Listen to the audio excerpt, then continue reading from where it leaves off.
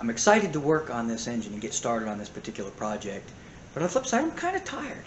But if I don't do it today, it's about 50 degrees, which is borderline for painting.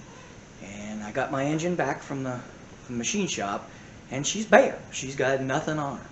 And I've got her in a plastic bag right now, but those can sweat, and with it getting cold and warm and cold and warm, and it gets damp in this garage sometimes, so I'm going to go ahead and put some paint on her, get her sealed up, get some oil put in the cylinders and everything to kind of preserve it until I'm ready to put her together. So I'm excited about doing this because I've been waiting for several months for this engine, and this whole project has been a dream for quite some time now. And so getting started on it, I've just been collecting parts all along, so getting started on this is very exciting for me. And just for those, well, I don't know that I've talked about it much at all, so we'll just kind of keep it a mystery. But this is my AMX project. When I call it Mad AMX, because I'm basically trying to not clone it, but do a tribute, I guess, to the Mad Max car with what I call a Essig Enterprises EE Speed or David Essig twist. I'm going to change it a little bit because I'm going to make it mine. I don't want to copy the car. One, I don't have an Australian Falcon, so that's not going to happen. And I'm probably going to do without the little gold badge on the side. I'm not digging that. But, and I'm probably going to go along with a little blue line type thing going on with it. But none of that's going to happen today.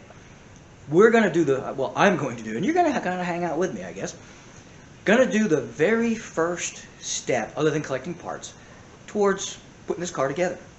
Haven't really started on the body yet. I haven't done anything to the interior yet. I've collected parts. I got roll cages. I got aluminum interior panels. I've got the blower. That's very important. I've got all the parts saved up. The side scoops, the spoiler, lots of stuff. But none of it's together yet. I have not actually physically done anything to the car. So this is going to be the very first thing I do to the car. So it's exciting. I'm a little tired, but I'm going to do it anyway because one, it needs doing, and I'm not going to be able to do it next weekend. Two, the weather's on my side barely because it's barely 50 degrees. And, three, I can sleep when I'm dead. So we're going to go ahead and try to get some paint on this engine. Go slow because in this cold weather, she's going to want to run. And we don't want the engine looking like poop. It's going to be black, so it's not going to really show that much anyway. But let's get started. Here's the build-up.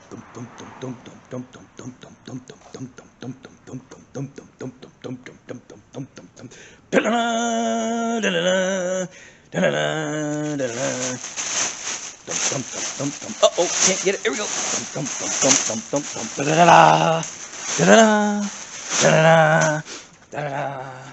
And I'll show you the finer points of this engine block in a minute, because it's kind of sitting cattywampus right now. There we go. It looks straighter. But anyway, machine shop did a fantastic job on this engine, and we're going to get some better looks at it later. But for now, this is what we're working with. I'm going to put it up on a stand. There's a crankshaft. Not going to do a whole lot with that. He told me he already lubed it up and stuck it in that bag, so there she's going to stay. Over here, are the heads. I had some screw-in studs put in them and some guide plates and bigger springs for the cam and blah, blah, blah, blah, blah, blah, blah. And we'll talk about all that as we start cleaning her up and getting her ready for paint. But anyway, that's the build-up. Okay, enough of the crazy music. But there you go. That's what we're working with. And so we're going to get her up on the stand, and I'll talk about her a little bit more and what we're planning on doing. And just for you guys that have got to see it, because, hey, it's cool, is over here, hiding behind this box of screw-in studs, is a supercharger. And so let's see if we can get a little bit better. There we go. It's a Wien supercharger with what I think is a really cool scoop, and I couldn't buy this scoop. I actually got a hold of the guy who manufactured it, the guy who designed it and manufactured it, and then he sold his company, so you can no longer buy that particular scoop. And he had one that he had saved, just because he kept it as a souvenir from the, you know, one of the ones that he designed after he sold the company. And the company, I guess, I tried to call the company and they evidently don't exist anymore. But he said, I will sell you my last scoop. So I bought the very last one of those. And of course, you're only seeing the front of it. It's very, very cool. But you'll have to subscribe to see me put all this stuff together. And because it's not going to happen for a little while. And I've got some other cool stuff you can look at. But if you want to see that scoop and that blower get put on the engine and we're about to put on the stand, then you are going to have to subscribe. Haha, tricky, right? But anyway, this is the epitome of cool. I'm excited. Okay, even though it's a little cold out here and I'm really tired, it's still cool. So anyway, stay tuned. Here we go.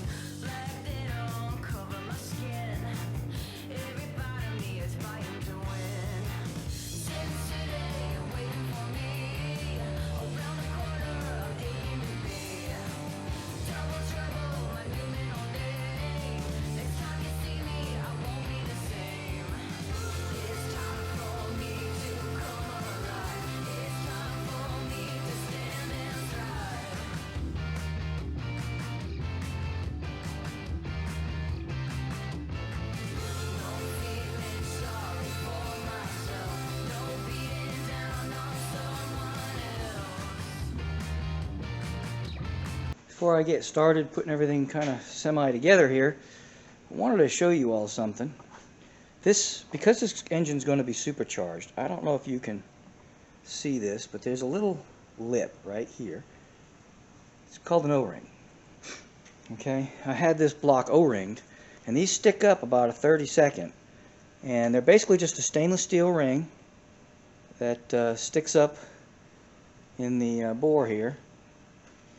And when I set my head gasket in here, these are going to kind of crush into the head gasket, and it takes up a tiny bit of gap. They're actually recessed into the block just a tiny bit, and what they're going to do is they're going to seal that gasket in the head to this cylinder so that when extreme pressure from the supercharger starts to happen, it's not going to blow out. And it wasn't expensive. I was kind of amazed at that when I asked him how much it was going to cost to O-ring it, because I was just going to buy really good head gaskets since it's only going to run about 8, 9, or 10 pounds of boost. But for the price, it's good insurance. So I'm going to go ahead. I went ahead and had let me try that in English. I went ahead and had the block O-ringed, and he did a really nice job on this block, and he did not charge me a lot of money. So I'm more than pleased with my machine shop. Super good guy, and he only does it part-time, kind of like myself. He just does things. He's got a regular job, and he does this just because he loves the job, loves the hobby. But anyway, so I figured I'd show you guys that O-ringing here. It's kind of nifty, I must admit. It's a really neato thing, and I'm really excited because this is going to be my first. I've used nitrous before, but and I've had turbo cars, but I've never had a supercharged, a root style supercharger on an engine. So I'm just going to go ahead and we're going to bolt the bolts on. Bolt the bolts. Let me try that again, and something that makes sense. I'm going to bolt the heads on just to kind of keep this area clean when I paint it, and then I'm just going to mask off the rest of the areas that I don't want to get to get anything on them. I'm going to set an old intake on the top to keep that clean. And then I'm going to clean the block off and the heads off.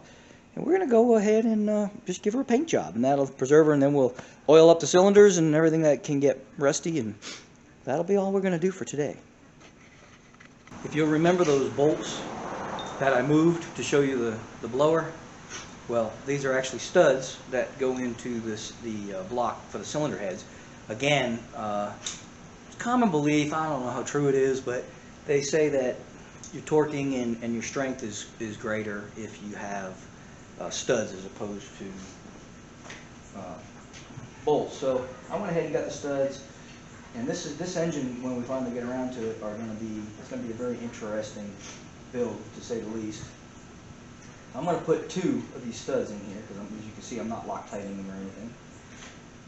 And I'm just going to put 2 in the middle here, and then that way I can set the heads on and they'll stay on. I'm not going to bolt them, I'm not going to torque them because I don't want to damage these O-rings I don't want to squash them down until it's time to actually torque them on the head. So I'm just going to put 4 of these in total, 2 on each side. And I'm going to get the heads.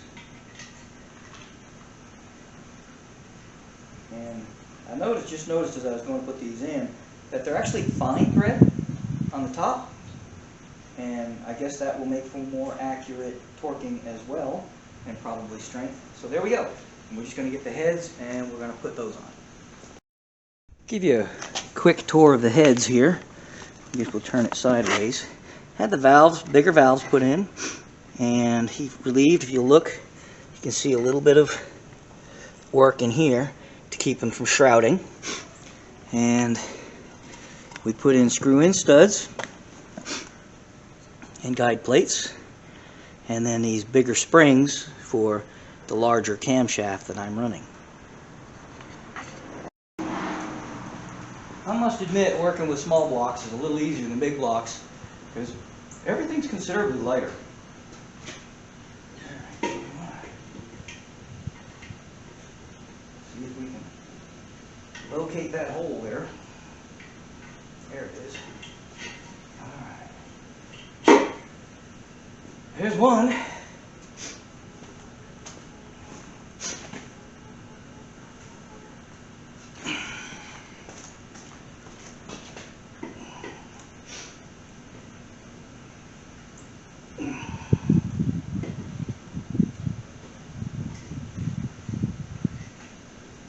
It's there somewhere. There it is. Watch the fingers. There. Alright. I may go ahead and just put some nuts on there loosely, because I would hate for this to tip, you know, maybe this little doohickey fall out. These heads just slide off and get damaged. So I am going to go ahead. That's one thing about this particular engine stand for me. It's a little high. By the time I get to putting that blower on, I'm going to have to work out or something. Oh, wait, I do that, but shh, don't tell anybody. But yeah, that was getting a little rough. But anyhow, I'm going to go ahead and put a nut on here, a couple of nuts just to keep her from falling off. But we're going to get an old crappy intake, stick it on there, clean it up, and clean, make her look nice. Well, you can't get much crummier looking than this one. So we'll just set her on there, just to keep the dirt out. And boy, that uglied her up a bit, didn't she? But anyway, that works. So I'm going to get me some mineral spirits. Oh, we need a couple of valve covers too to protect this area down there. So let's get some valve coverage and throw that on there, and then we'll clean her up with some mineral spirits. Got my can of mineral spirits. I'm going to pour a little bit in an old dog bowl. Get my highly technical cleaning brush, which is basically an El Cheapo paintbrush. I just start degreasing her.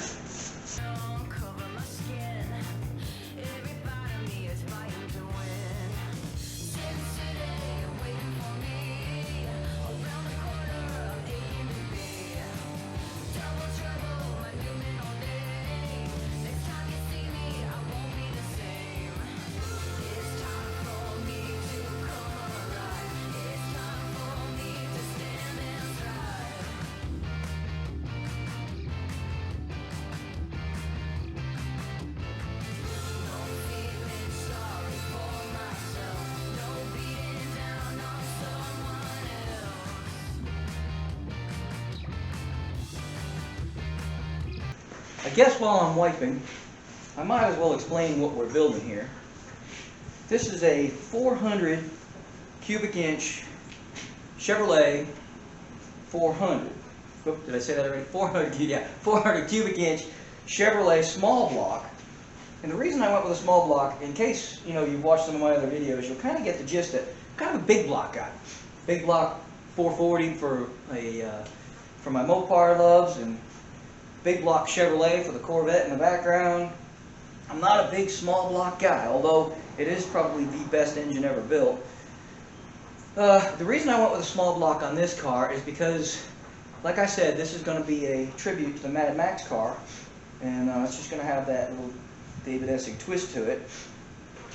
But and you'll have to just kind of stay tuned to find out what that twist is. I just like to make things mine. I don't like to copy anything per se.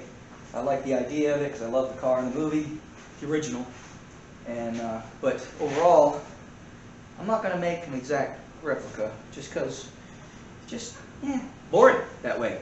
But anyhow, it's going to have it's a 671 supercharger, which I showed you, 400 cubic inch, because I wanted the most cubes I could get out of small block. Now you can go with aftermarket blocks and what have you, which I didn't go through all that. But what I did do is I went with the biggest small block I could without going aftermarket. And with the supercharger, I didn't have to spend a lot of money on heads. So I went with the actual regular 400 small block heads because they've got steam holes made for the 400. And I had them massaged as I showed you. And they should work just fine. Got the harder valves in it so that they won't break under higher RPMs. And overall, it should be a pretty durable engine. I did go with 5.7 rods to give me a little bit more choice on the pistons. I did go with a flat top piston, and these are a closed chamber head. So in reality, it's probably a little more compression than we wanted. I thought the 400 heads were going to be open chamber, but they're not. They're pretty tight. And so I'm probably going to be pushing 9.5 to 1 compression-ish. And I did go with a little bit thicker head gasket just for that, but I went with a multi-layered stainless steel gasket. And so that'll give me a little bit, but he did end up shaving a little bit off the heads and off of the block, so that may even out. So overall, I may be running 9.5 to 1 compression, which for superchargers is a little bit more than I need. But we're not going to turn the boost way up because it is going to be a street car. But there you go, 400 cubic inch, supercharged, 671 supercharger, regular stock heads. Because I'm going to be forcing it in there, there's not a whole lot of reason to spend a lot of money on heads. If you want it to be sucked in there, yeah, you want flow.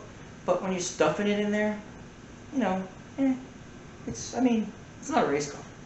So these should be more than adequate. And these things are durable. So this is I think there's 2 castings on those, and one of them was, I believe, prone to cracking. This is the one that's not. I did my homework at the time, but I can't remember any of that now. But there we go. We're about ready to paint. I'm going to go ahead and put some sparking plugs in here, and I'm going to mask off the exhaust flanges. And like I said, with this, I'm just going to be careful because I don't have one. So I'm just going to kind of go around it. And we can always scrape it off later. It's not a big deal. But there we go. So we're getting ready to paint here shortly because it's getting cold, so I better hurry.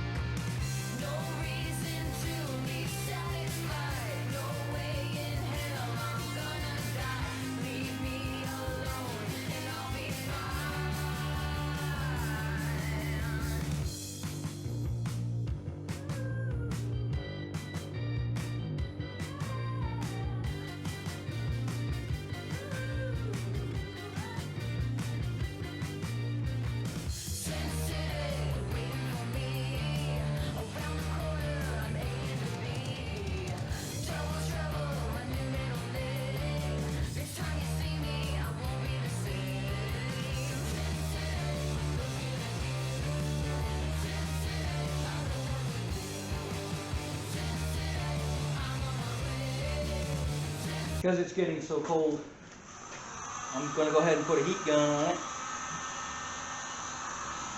Trying to see if I can make the paint dry a little faster.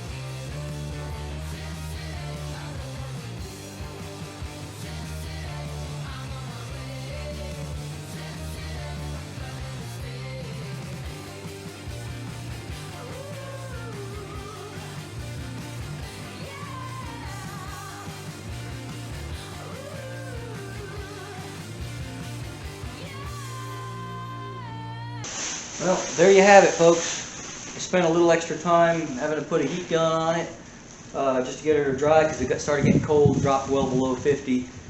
She's running about 42 degrees out right now. It's a little too cold for this paint. It'd probably dry eventually, but it's getting late. I need to pack it in for the night, getting dark out. I've got work in the morning, 4:30 in the morning, comes early. So she's dry-ish. So we'll probably touch her up a little bit later when we've got some better weather. But she's preserved now. I'm going to take her maybe a little bit later. I'm going to go ahead and flip her upside down, get some oil in all the cylinders and everything. Guess a good thing I put those bolts on the heads, right? But she's preserved, and I'm not too worried about any rust forming at this point. So as long as I keep the bare areas lubricated over time, probably once a month we'll unbag her and lubricate her up again.